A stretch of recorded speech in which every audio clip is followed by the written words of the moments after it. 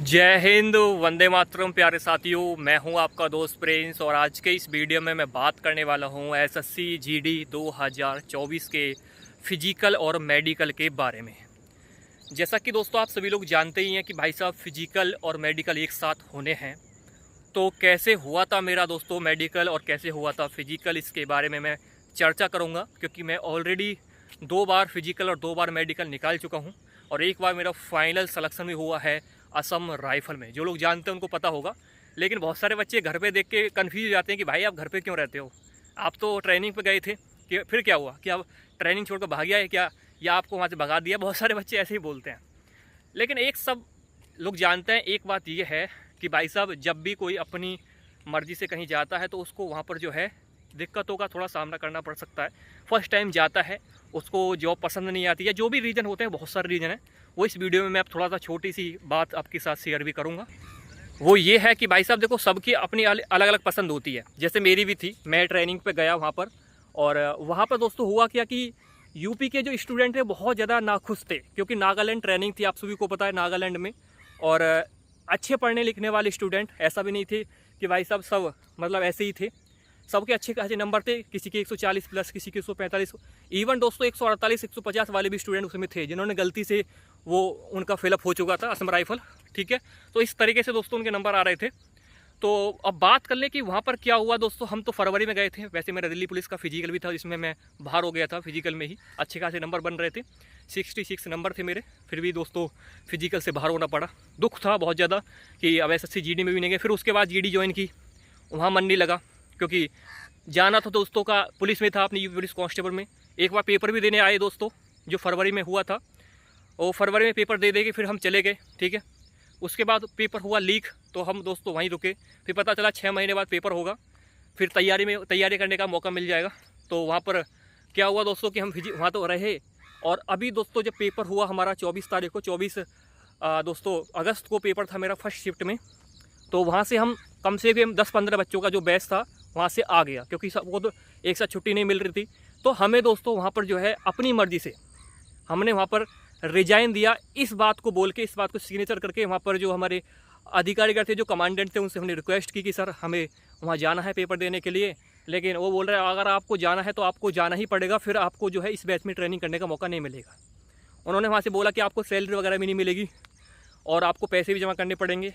तो फिर हमने सोचा कि चलो ठीक है, कोई बात नहीं, पेपर तो देना है। यूपी पुलिस कांस्टेबल का 5 साल बाद वैकेंसी आई है, फिर ओवरेज हो जाएगी, नहीं तो नहीं दे पाएंगे। तो हमने वहाँ से दोस्तों अपना जो है रिजाइन दे दिया सब बच्चों ने, और फिर हम यहाँ पर आए हैं। अब दोस्तों 1 महीने पहले की मैं आप सभी को जानकारी दे रहा हूँ। तब से दोस्तों ये बाल वगैरह जो हैं ऐसे ही हैं, और आप सभी को बता दें दोस्तों अच्छे खासे नंबर भी बन रहे हैं, कृपा है दोस्तों, और 215 के आसपास नंबर बन रहे हैं। तो अब मैं दोस्तों बात करूंगा आप सभी के यहाँ पर किस तरीके से होता है दोस्तों आप सभी का जो फिजिकल है और मेडिकल है। क्योंकि देखो फिजिकल तो सब लोग तैयारी कर रहे हैं, जिसका टाइमिंग नहीं आ रहा है भाई साहब वो अपने तैयारी करें। और आप सभी को बता दें कि भाई साहब फिजिकल इतना ज़्यादा मतलब हार्ड नहीं है, आराम से दोस्तों। अगर हमारे जो वहाँ पर जब मेरा फिजिकल हुआ था भौंडसी में, हरियाणा में, गुरुग्राम में, तो उन्होंने एक बात बोली थी हमसे, जो फौजी थे, कि आप अगर अपने से सबसे पीछे से भी 10वें नंबर पे हैं तो आपका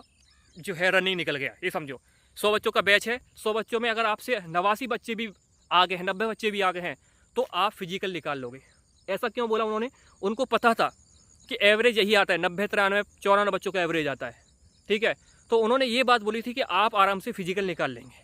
ठीक है, फिजिकल चलिए, अगर आपका टाइमिंग यहाँ पर दोस्तों, मेरा खुद का टाइमिंग 26 मिनट आया है, और मैंने वहाँ पर दोस्तों जो टाइमिंग था मेरा, यहाँ पर जो लास्ट टाइमिंग आया था मेरे ग्राउंड पर, वो आया था दोस्तों आप सभी का 23.5 मिनट, और वहाँ पर मैंने 21.5 मिनट में कवर कर दिया था। वहाँ पर आसानी से आप कवर कर देंगे, क्योंकि आपके साथ और भी लड़के दौड़ते हैं। यहाँ पर 1-2 बच्चों में पता नहीं चल पाता है। ठीक है, अब सबसे बड़ा सवाल ये आता है कि भैया किस तरीके से हमारा जो है मेडिकल होगा, मेडिकल में क्या क्या पॉइंट बनते हैं। तो मेडिकल का सबसे बड़ा दोस्तों सवाल जो होता है, स्टूडेंट जो सबसे ज़्यादा पूछते हैं, वो बच्चे घबराते हैं कि भैया मुझे इसमें तो बाहर नहीं किए जाएंगे, मेरा वेट ज़्यादा है, मेरा इस तरीके से ये है, मेरा वो है, मुझे इसमें प्रॉब्लम तो नहीं होगी। तो देखो, जो मुझे एक बार जो 2021 में मेरा मेडिकल हुआ था, तो उसमें दोस्तों मुझे जो है यहाँ पर उसमें मुझे मतलब ग्राउंड फिट कर दिया गया था। 2022 वाले में, जिसमें दोस्तों मेरा पहले तो हुआ था 2021 में दोस्तों, वहाँ पर आप सभी का BSF कैंप राजस्थान में दोस्तों, बीकानेर में। दोबारा दोस्तों मेरा मेडिकल हुआ दोस्तों यहाँ पर ITBP कैंप जो दिल्ली में है, यहाँ पर हुआ। तो वहाँ पर दोस्तों जो है आप सबका मेडिकल हुआ वहाँ पर सब, लेकिन मुझे दोस्तों पहले तो ग्राउंड फिट कर दिया गया। इस बार दोस्तों थोड़ा टफ मेडिकल हुआ था, 2022 वाला जो था, जिसकी 2023 में दोस्तों ट्रेनिंग हुई थी, उसमें थोड़ा टफ हुआ था। उसमें मुझे रीमेडिकल मिल गया था। मेरा एक पहले बचपन में एक ऑपरेशन हुआ था हार्निया वगैरह का, तो उसमें दोस्तों मुझे निकाल दिया था, लेकिन बाद में मुझे फिट कर दिया। तो मेरा एक्सपीरियंस क्या है कि आप सभी को जो है डॉक्टर से अपनी जितनी भी दोस्तों प्रॉब्लम है उसे छुपानी है, और डॉक्टर को भी ना पता चले कि इसको ये प्रॉब्लम है, क्योंकि आप जानते हैं दोस्तों आपको क्या प्रॉब्लम है। डॉक्टर को कान बिल्कुल भी पता चलनी चाहिए कि हाँ भाई आपको इस बंदे को ये प्रॉब्लम है। 2 बार का मेडिकल हूँ मैं, और 1 बार ग्राउंड फिट भी हूँ, 1 बार दोस्तों रीमेडिकल मिला है। तो मुझे एक्सपीरियंस है 2 बार का। बहुत सारे बच्चों को 1 बार हुआ होगा, जो ट्रेनिंग भी, जो इवन वहाँ पर जॉब भी कर रहे हैं, और किसी का 1 बार हो सकता है, किसी ने 2-3 बार ज़्यादा दिया हो, मुझे नहीं पता, लेकिन मेरा 2 बार का है, तो मैं अपनी बात कर रहा हूँ। और अब सभी को बता, एक बात तो ध्यान रखना ये है कि जिसका भी दोस्तों जिसमें प्रॉब्लम, जैसे बहुत सारे बच्चों को डिस्टेंस रीजन में प्रॉब्लम होती है कि भैया कितने दूर का पूछता है, क्या हम वहाँ से अच्छे से पढ़ लेंगे या नहीं पढ़ेंगे। देखो भाई साहब, मुझे भी नहीं पढ़ने में आ रहा था, रियल बात तो यही है, लेकिन मैंने क्या किया, जब डॉक्टर अंदर चला गया तो नीचे वाली जो 2 लाइन है बस आपको वही रटनी होती हैं, वो अच्छे से रट लीजिए कि आपको तीसरे नंबर पर क्या है, चौथे पे क्या, इतनी अच्छी से आपके दिमाग में फिट हो जाना चाहिए, क्योंकि ऊपर का तो सब दिखाई दे रहा है, नीचे का भी प्रॉब्लम होती है ना, तो बस उसको आप रट लीजिए। मैंने यही काम किया। जैसे डॉक्टर अंदर गया, मैंने दोस्तों उसको रट लिया। वैसे ऐसा नहीं कि मुझे बिल्कुल नहीं दिखाई दे रही थी, थोड़ा बहुत दोस्तों 19-20 का फर्क दिखाई दे रहा था कि बी को मैं डी बोल रहा था। इस तरीके से आप सभी को कन्फ्यूजन हो ही जाता है, तो इस तरीके से दोस्तों वो मैंने वहाँ पर पता कर लिया। बाकी दोस्तों मेरा जो वहाँ पर मेडिकल हुआ, लेकिन मुझे थोड़ी पता था कि मुझे रीमेडिकल कहाँ और मिल जाएगा। मुझे इसमें प्रॉब्लम थी कि मुझे इसमें प्रॉब्लम हो सकती है, तो फिर बाद में दोस्तों मैंने वहाँ पर जो है अपना मेडिकल दिया वगैरह, वहाँ पर सब कुछ हुआ, हमारा मेडिकल हुआ। और जो डॉक्टर थे उन्होंने मेडिकल ठीक से चेक किया, सारी चीज़ें जो चेक होती हैं, वेरिकोज वेज दोस्तों, आपका जो है एंगल वगैरह, नौकनी वगैरह, और दोस्तों आप सभी का जो है एक्सरे वगैरह भी होता है, यूरिन टेस्ट भी होता है, ठीक है। और भी दोस्तों काफ़ी सारे छोटे छोटे आपके high jump, long high jump भी करवाते हैं, मतलब ऊपर नीचे उछलवाती हुई आप सभी को, वो देखते हैं कि टांगों में प्रॉब्लम तो नहीं है। फिर दोस्तों पूरे शरीर में चेक करते हैं, टैटू वगैरह तो नहीं है, पूरे शरीर में देखते हैं कि ऑपरेशन तो नहीं हुआ है, और फिर कलर विजन चेक करते हैं, सारी चीज़ें चेक करते हैं, ठीक है। तो आपको जिस चीज़ में प्रॉब्लम है, जिस चीज़ में प्रॉब्लम, दांतों में प्रॉब्लम है या कहीं भी कोई भी आपका निशान है, किस चीज़ में प्रॉब्लम है, उसको आपको छुपाना है। प्राइवेट पार्ट की जो सबसे ज़्यादा बच्चे घबराते हैं, प्राइवेट पार्ट क्या होता है, कैसे मेडिकल होता है उसका, तो प्राइवेट पार्ट का दोस्तों ज़्यादा कोई डॉक्टर ज़्यादा हरामी होगा तो वो बहुत ज़्यादा टाइम लगा देगा। हमारे टाइम में तो दोस्तों 15-15, 20-20 मिनट लगे हैं। आप सभी को पता है प्राइवेट पार्ट को अच्छे से चेक किया जाता है। और वहाँ पे अभी मेरा फिजिकल चल रहा था, इसलिए मेरी सांस भी चल रही हैं।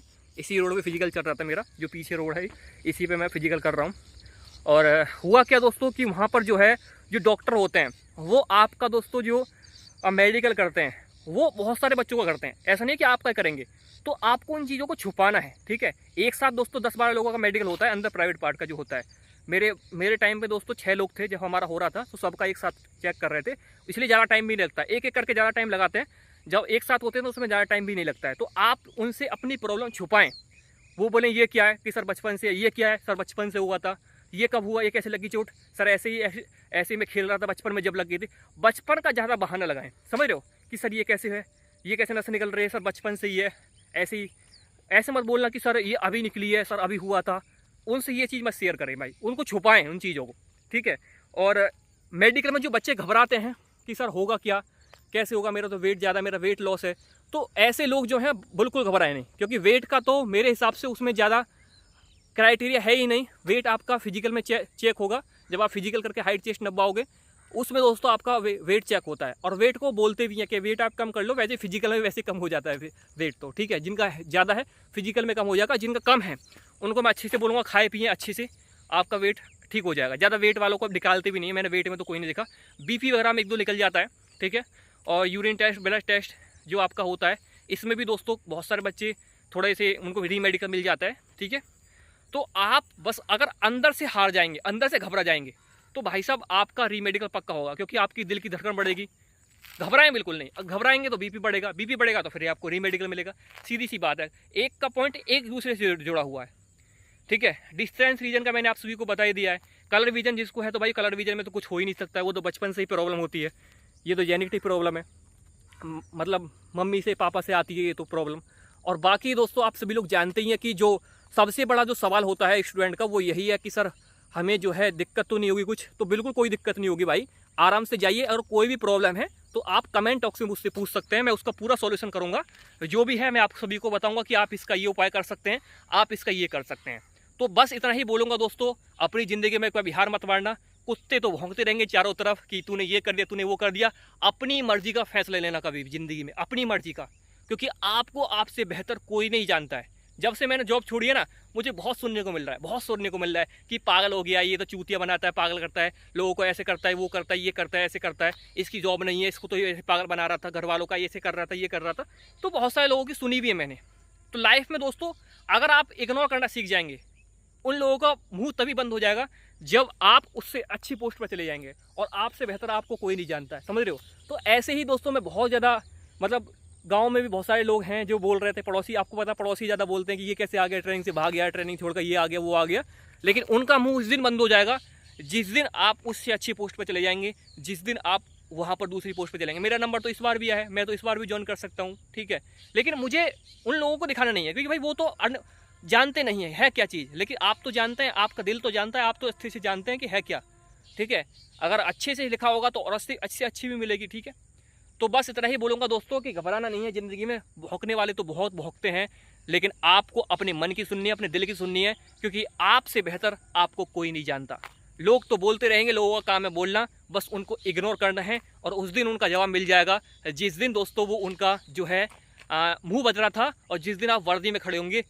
अब बोलिए अब क्या है, ठीक है। तो मैं तो इतना ही बोलूँगा दोस्तों, अपनी मन की करें। लेकिन कुछ फैसले ऐसे होते हैं जिनमें आपको बहुत ज़्यादा सुनना पड़ता है, जिनमें बहुत ज़्यादा आपको दिक्कत भी हो सकती है, जिनमें सिर्फ एक फ़ैसला ऐसा होता है कि किताब बंद करनी है या अगला पन्ना पलटना है। तो मैंने सोचा सब कुछ फैसले बहुत तेज़ी से लेने पड़ते हैं, बहुत ज़्यादा टाइम आपको सोचने को नहीं मिलता है। तो सारी चीज़ें सोचनी पड़ती हैं भाई साहब, अपने दिल की सोचनी पड़ती है।